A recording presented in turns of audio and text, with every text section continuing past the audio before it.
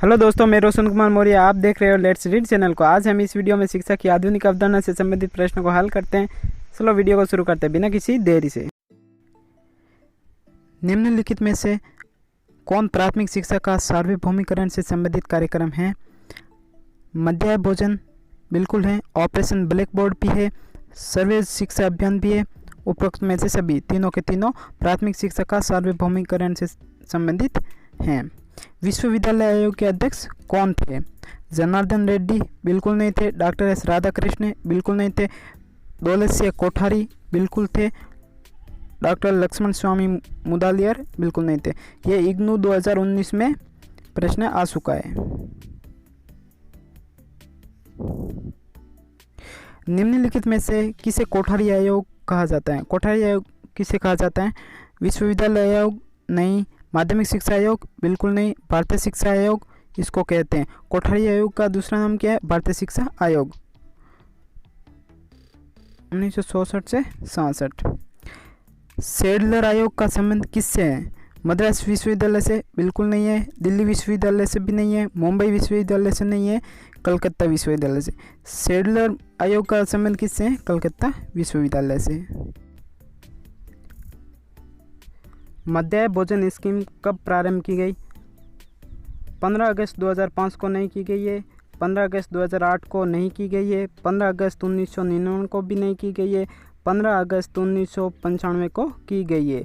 मध्याह्न भोजन स्कीम 15 अगस्त 1995 को प्रारंभ की गई। मध्याह्न भोजन स्कीम के तहत प्रत्येक छात्र छात्रा के लिए प्रतिदिन कितने ग्राम खाद्यान्न से बने भोजन का प्रावधान है? 200 ग्राम नहीं है, 150 ग्राम भी नहीं है, 175 ग्राम भी नहीं है, 100 ग्राम है। प्रत्येक छात्र छात्रा के लिए 100 ग्राम खाद्यान्न का प्रावधान है।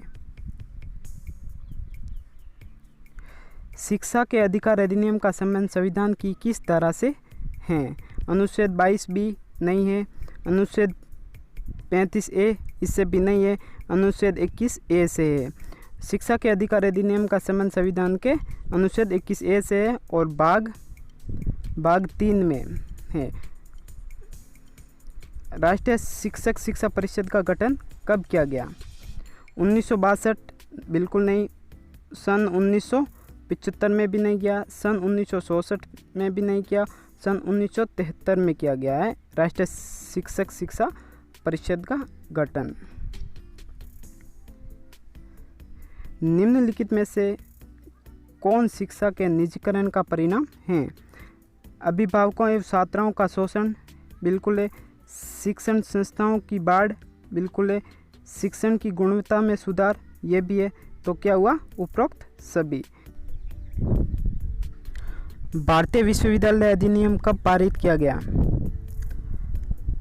1902 में बिल्कुल नहीं किया, 1912 में भी नहीं किया, 1911 में भी नहीं किया, 1996 में भारतीय विश्वविद्यालय अधिनियम पारित किया। निम्नलिखित में से किस संस्थान की स्थापना में राष्ट्रीय शिक्षा आंदोलन की भूमिका नहीं रही है? वनस्थली विद्यापीठ इसकी रही है, जामिया मिलिया इस्लामिया में भी रही है और कलकत्ता विश्वविद्यालय इसकी आंदोलन में भूमिका बिल्कुल नहीं रही और राष्ट्रीय विद्यापीठ काशी इसकी भी रही है। तो इसका सही आंसर हुआ कलकत्ता विश्वविद्यालय। वुड डिस्पेंस के प्रस्तावों के अनुरूप शिक्षा के विकास की स्थिति की समीक्षा के लिए किसकी नियुक्ति की गई? वुड डिस्पेंस के लिए नियुक्ति की गई थी हंटर आयोग की। किसकी गई? हंटर आयोग की। डॉक्टर एस राधाकृष्ण की अध्यक्षता में विश्वविद्यालय की आयोग की नियुक्ति कब की गई? डॉक्टर एस राधाकृष्ण की अध्यक्षता में विश्वविद्यालय आयोग की नियुक्ति कब की गई? तो 1962 में नहीं की गई, 1965 में नहीं की गई, 1964 में भी नहीं की, 1948 में डॉक्टर एस राधाकृष्ण की अध्यक्षता में विश्वविद्यालय आयोग की नियुक्ति की गई। किस आयोग ने 10+2+3 शैक्षिक ढांचे की सिफारिश की गई थी? 10+2+3 विश्वविद्यालय आयोग इसने नहीं की, माध्यमिक शिक्षा आयोग ने भी नहीं की है और भारतीय शिक्षा आयोग ने की है। भारतीय शिक्षा आयोग का दूसरा नाम क्या है? कोठारी आयोग। कोठारी आयोग ने 10+2+3 माध्यमिक, उच्च माध्यमिक और ग्रेजुएशन की सिफारिश की गई।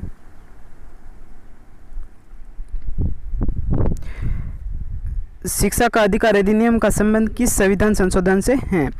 शिक्षा का अधिकार अधिनियम का संबंध किस संविधान संशोधन से?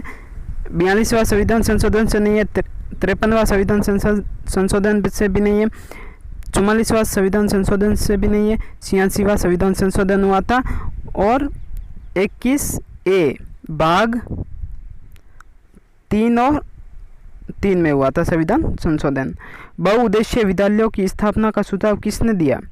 विश्वविद्यालय आयोग, माध्यमिक शिक्षा आयोग, भारतीय शिक्षा आयोग, उपरोक्त में से किसी ने नहीं। तो इसमें क्या था, माध्यमिक शिक्षा आयोग ने बहुउद्देशीय विद्यालयों की स्थापना का सुझाव दिया था। नई राष्ट्रीय शिक्षा नीति 1986 की विशेषता निम्नलिखित में से कौन सी है? परीक्षा प्रणाली में सुधार भी बिल्कुल है, पूरे देश में एक समान शैक्षिक ढांचा भी है, शिक्षा के स्तर में सुधार भी है, उपरोक्त सभी। ये तीनों के तीनों विशेषता, परीक्षा प्रणाली में सुधार, पूरे देश में एक समान शैक्षिक ढांचा, शिक्षा के स्तर में सुधार, ये तीनों नई राष्ट्रीय शिक्षा नीति 1986 की विशेषता हैं। शिक्षा का अर्थ है ग्रंथ नहीं है, कर्म नहीं है, कोष भी नहीं है। शिक्षा का अर्थ क्या है? ज्ञान प्राप्त करना, ज्ञान।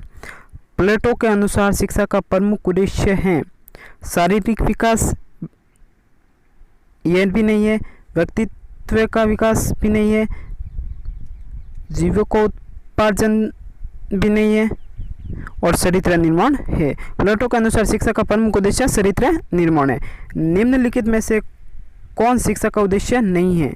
शिक्षा का उद्देश्य इसमें से नहीं है। शारीरिक विकास बिल्कुल है, चरित्र का निर्माण भी है, सांस्कृतिक संरक्षण भी है, अनुचित लाभ ये शिक्षा का उद्देश्य नहीं है। शिक्षा है, शिक्षा क्या है?